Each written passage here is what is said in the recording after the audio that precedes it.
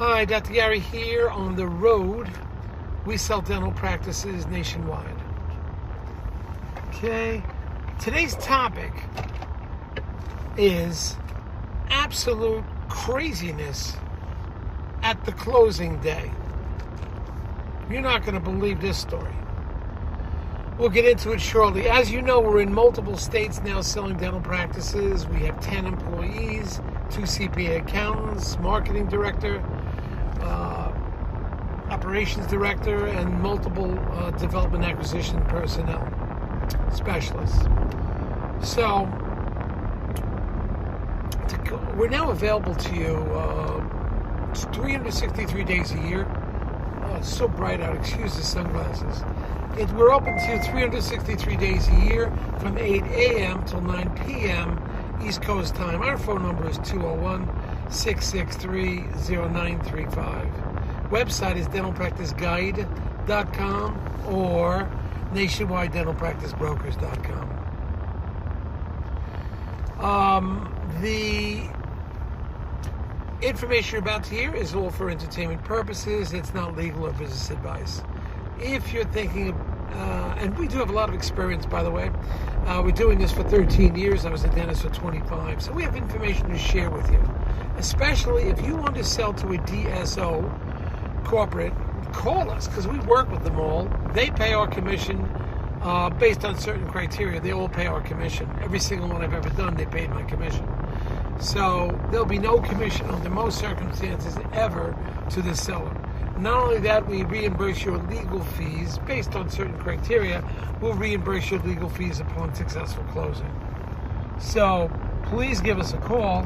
We're here to help you. If you want to sell a practice, buy a practice, valuations, you want us to play a role as the buyer's representative, seller's representative, we could do that. Appraisals, whatever you need. So be happy to do that. And once again, we'll get the commission paid, get the legal fees reimbursed upon successful closing. So what happened to this complete craziness at craziness? I don't know if you read about these things and you really hear what happens on the inside, outside. It's like inside, outside, whatever you want to call it. Craziness. So we have a situation. We have 2 non-dental attorneys. Okay? They rarely did dental deals. So now immediately you have 2 attorneys who have never worked on the opposite side of each other and certainly can't watch each other's back. There was no bank. The buyer was buying the practice cash. This is doing it pretty good. A little under $1 million the practice. Sale price, over $500,000. So the buyer was going to pay all monies directly. Now, the buyer was also going to pay the vendors and other creditors, which is like 1 or 2 banks or, leasing agencies that were owed the money. So normally a bank would pay this directly to the vendors and any other professional monies owed, or it would go into the attorney's trust account a day before. The buyer would send all the money to either his trust account, his attorney's, or the seller's trust account. So the money will sit there overnight. Now the seller's attorney can distribute the monies to the respective parties. Generally, this is always done by electronic wire. Now, the buyer's attorney could also do that, which would mean the buyer would have to put the money in his attorney's trust account. The attorney would then wire out the money to the respective candidates. But neither of that was done. Something happened that the seller's attorney was unable to set up an escrow account to accept the monies from the buyer a day or 2 before. Okay? So they're now relying on the buyer to distribute all the monies, which is crazy. The buyer turned out to be sending out wires to the banks that have a lien on the practice, but not to the vendors. They decide they're going to send the vendors a check. I don't know whose decision that was, because it was a situation where I hadn't worked with these two attorneys. They weren't communicating. And one of the attorneys was a nightmare. He was a nightmare. He wouldn't work with. He wouldn't send me information, so we were unable to stay on top of everything. So you have this crazy shit show going on the day of closing. The buyer is wiring some of the money out to the banks, and the rest of the money is going out to the seller, and the seller's paying the vendors by check. But you think that's bad? Listen to this part. This is great. You're not going to read this in your journals where everything is smooth and glossed over, or you get some guy with a fancy video with those plants and the lighting and the blue screen. Oh yeah. Huh. So guess what? The buyer now has to wire the money to the account, to the bank. So he's doing it himself. So the buyer gets the wire instructions of the bank lien that was on the practice. Okay? Now, what you're supposed to do, what the attorneys would generally do, and attorneys are not doing this, is the buyer wiring the money direct, which is crazy in itself. When you wire money, you have to call the receiving person who they are, identify who they are, confirm who they are, and verify their wiring instructions.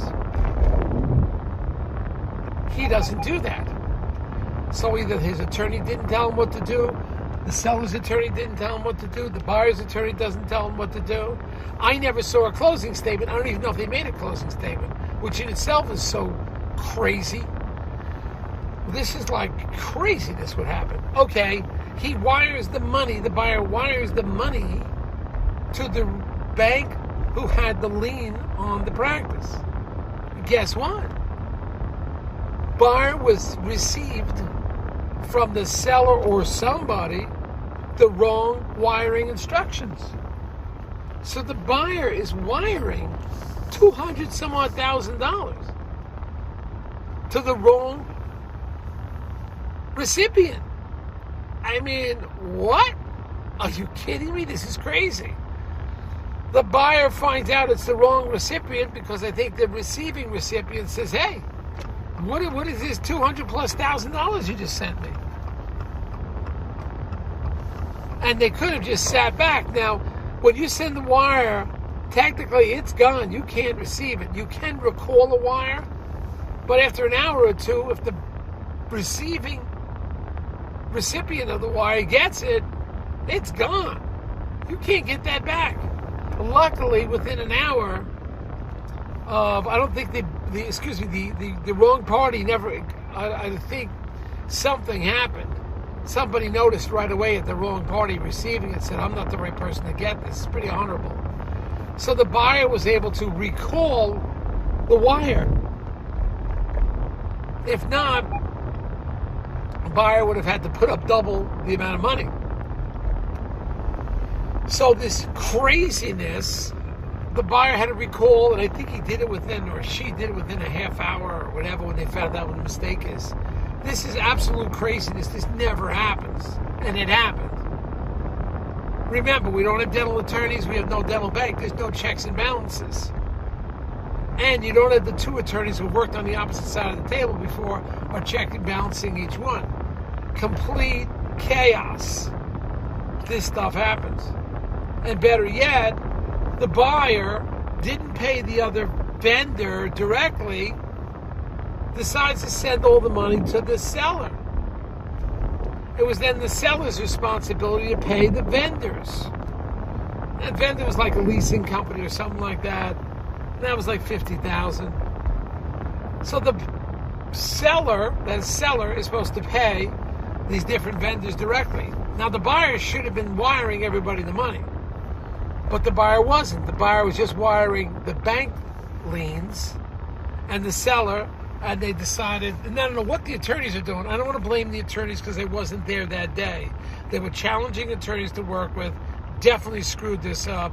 They should have had a blueprint for the buyer when the buyer was wiring out money and who gets paid. But no, I think it was some low-budget attorney who didn't really care, so whatever. Don't want to blame anybody at this point.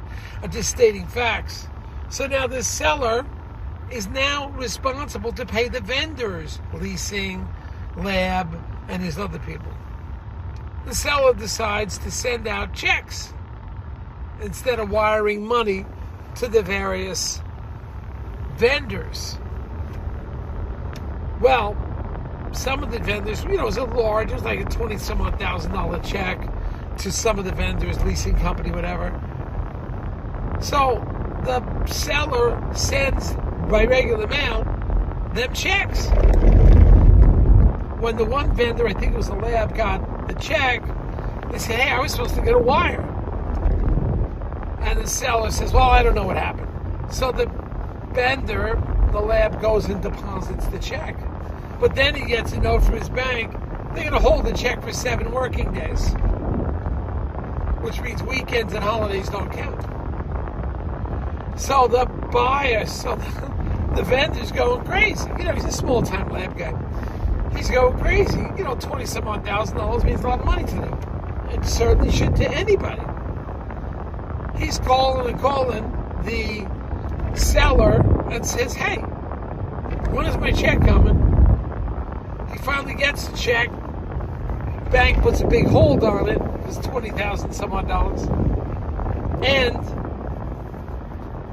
the bank would normally, after a day or two after depositing, the bank could call the bank it's getting cashed out of and call them, and they'll give them a release. Not a big deal.